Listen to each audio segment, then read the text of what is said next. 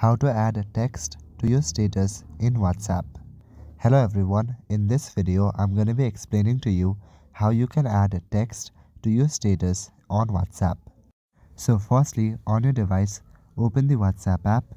Make sure you are logged in to your account on WhatsApp. Now you will land to the chat section, or you might land to the settings interface. From the bottom panel, go to the updates section. Now here you will see the status section at the very top, and under status you will see my status option. Here tap on the my status option. After that your camera will open. Now record a short clip, or you can even upload a photo. Here we are gonna add text, so make sure that the photo is a blank photo. After taking a blank photo with no background, you will land to this kind of page.